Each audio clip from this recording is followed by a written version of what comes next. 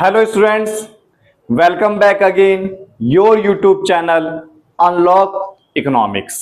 ठीक है, चैनल का नाम तो अनलॉक इकोनॉमिक्स है, बट यहाँ पर हम इकोनॉमिक्स और बिजनेस स्टडीज दोनों क्लासेस को हम स्टडी करते हैं। ठीक है, और यहाँ पर अकाउंट्स की भी वीडियो आती है, तो आप लोगों ने चैनल को सब्सक्राइब नहीं करा, सब्सक्राइब कीजिए और ऐसी ही इंफॉर्मेटिव वीडियोस देखने के लिए सब्सक्राइब और शेयर भी कीजिए।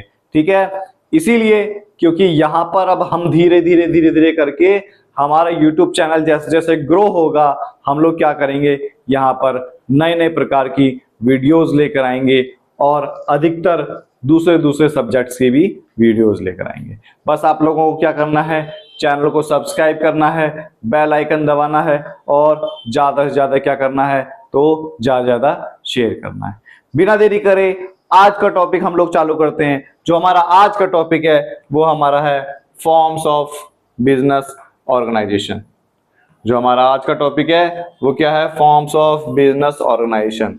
हिंदी मीडियम और इंग्लिश मीडियम दोनों में कराई जाएगी।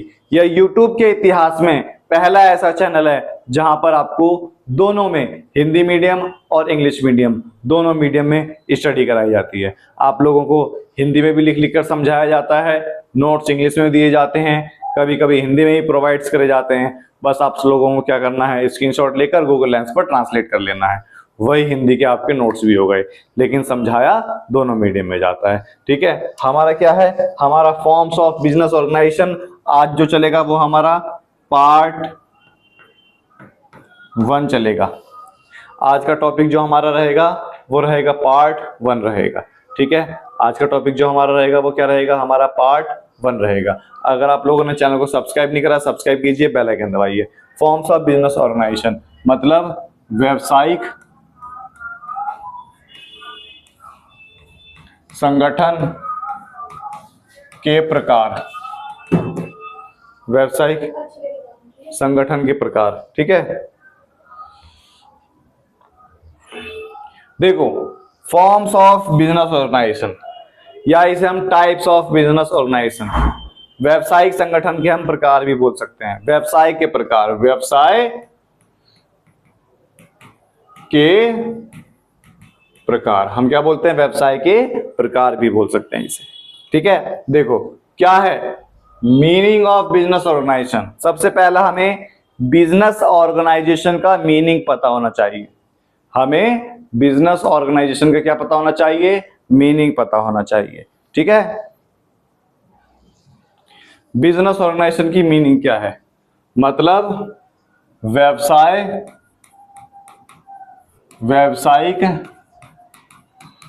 संगठन का अर्थ। A business enterprise is an institutional arrangement of to form of business activity। मतलब बिजनेस एंटरप्राइजेज जो है ना, जहां पर बिजनेस एक्टिविटी को, व्यवसायिक कार्य को कराया जाता है। On the basis of ownership business enterprises can be broadly classified to the following category. ठीक है, मतलब जो ऑनर है, ऑनरशिप के अनुसार बिजनेस ऑर्गेनाइजेशन को, मतलब मालिकाना हक के अनुसार जो बिजनेस की कैटेगरी है, ठीक है, बिजनेस के जो प्रकार हैं उसे बांटा गया है। फॉर्म्स ऑफ बिजनेस ऑर्गेनाइजेशन के अंदर एक है non cooperative form. Non cooperative form का मतलब होता है sole proprietorship, partnership, joint in the family business. ठीक है, प्राइवेट एंटरप्राइजेस, इसके अंदर ये प्राइवेट एंटरप्राइजेस, निजी कंपनियां आती है। निजी कंपनियां के अंदर, प्राइवेट एंटरप्राइजेस के अंदर नॉन कोऑपरेटिव फर्म्स, मतलब किसी का इसके अंदर कोई कोऑपरेट नहीं होता। सोल प्रोप्राइटरशिप, एकल स्वामित्व। दूसरा पार्टनरशिप, साझेदारी। ठीक है, joint in the family business, Hindi में क्या बोलेंगे joint in the family business को,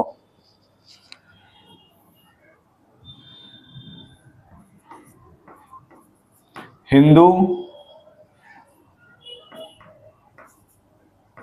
पारिवारिक व्यवसाय, हिंदी में चेक कर लेना हिंदी में क्या बोलते हैं।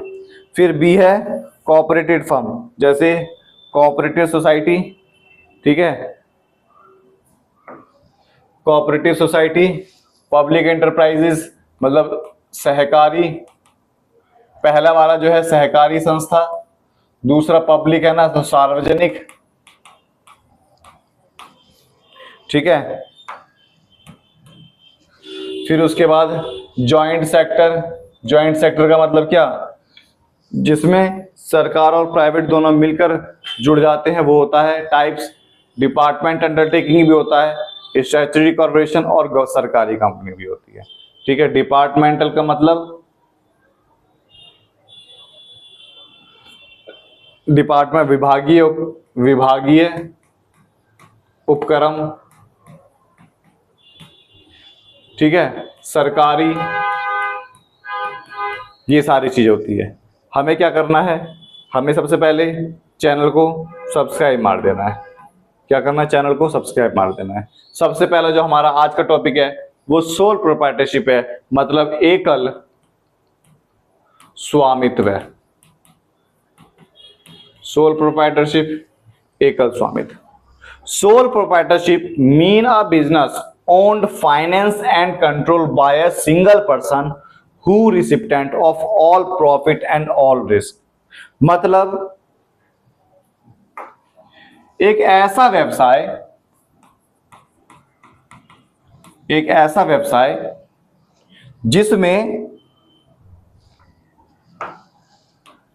जिसमें एक अकेला व्यक्ति ही सभी लाभ हानि का हिस्सेदार हो और एक अकेला व्यक्ति ही पूरी संगठन का मालिक हो और नियंत्रक हो। समझ में आया? मतलब एक ऐसी ऑर्गेनाइजेशन जो सिर्फ एक अकेला इंसान चलाए, प्रॉफिट सारा उसका, लॉस हो रहा है वो भी सारा उसका, उसे बोलते हैं एकल स्वामित्व। उसे क्या बोलेंगे? एकल स्वामित्व, सोल प्रोप्राइटरशिप। उसे क्या बोलेंगे हम? सोल प्रोप्राइटरशिप बोलेंगे। समझ में आया? इसके फीचर्स क्या हैं? फीचर्स क्या है? Single owner. फीचर्स क्या है?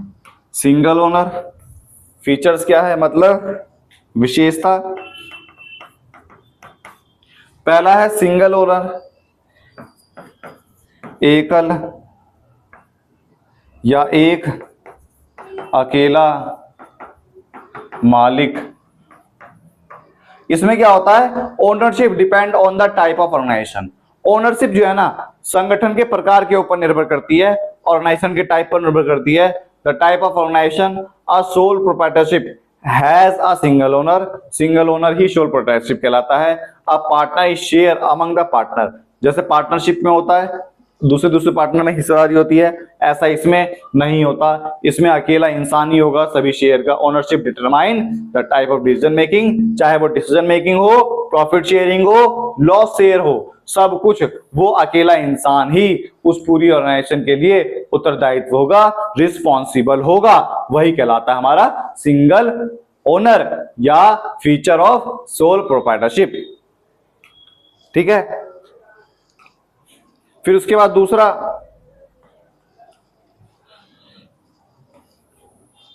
No separate legal entity. No separate legal entity, इसका कोई कानूनी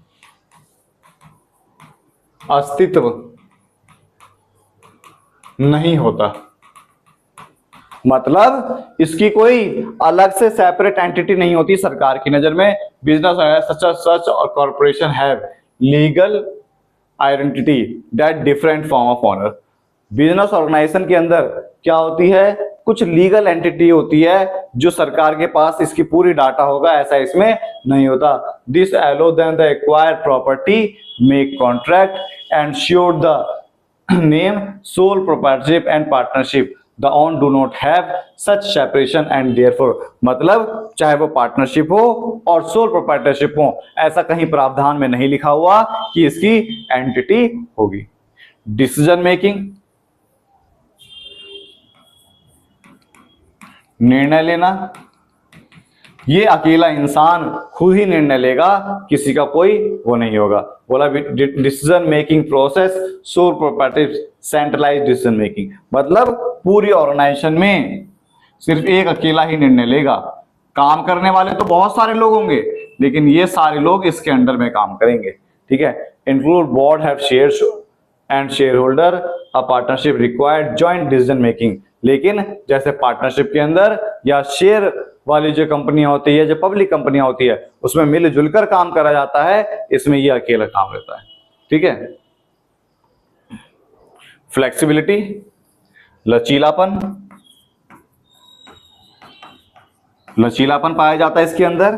smaller organisation for interns so proprietorship and partnership enjoy flexibility, चाहे वो एकल स्वामित्व हो या साझेदारी हो, इसमें क्या होता है, फ्लेक्सिबिलिटी पाई जाती है। Such a business can change quickly to market condition, मतलब जैसे मान लो ये मार्केट है, इस मार्केट के अंदर मैं इकोनॉमिक्स पढ़ा रहा हूं, मार्केट कंडीशन चेंज हो गई, बिजनेस की डिमांड हो गई, तो मैं बीएसटी पढ़ाने लग गया। ठीक है, इसको क्या बोलते हैं हम, फ्लेक्सिबिलिटी बोलते हैं। तुरंत मार्केट की कंडीशन के अनुसार हम अपने आप को बदल देते हैं, वो क्या कहलाता है, हमारा फ्लेक्सिबिलिटी कहलाता है। ठीक है, फिर लायबिलिटी मतलब देयता,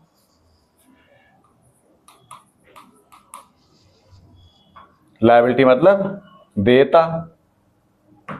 इसमें क्या होगा, the business structure determine liability level, मतलब जो बिजनेस स्ट्रक्चर है ना, वो लायबिलिटी के लेवल पर डिपेंड करता है।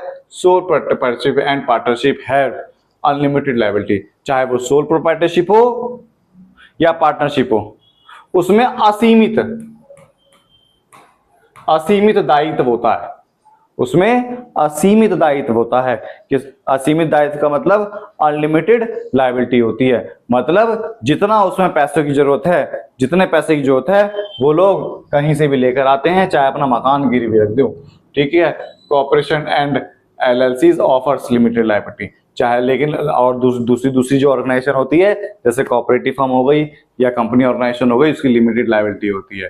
ठीक है, this feature affect the risk level business owner and their willingness invest the expand organisation.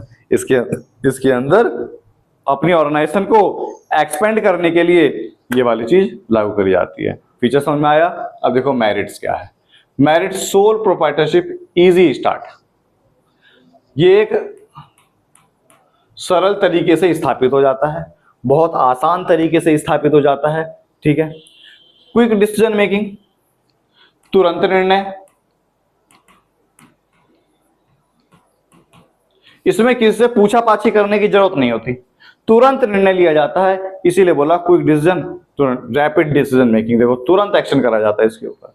A sense of accomplishment in a business organisation refers to the feeling pride and satisfaction employ experience when they successfully complete the challenges task achieve important goal, मतलब a sense of completion का मतलब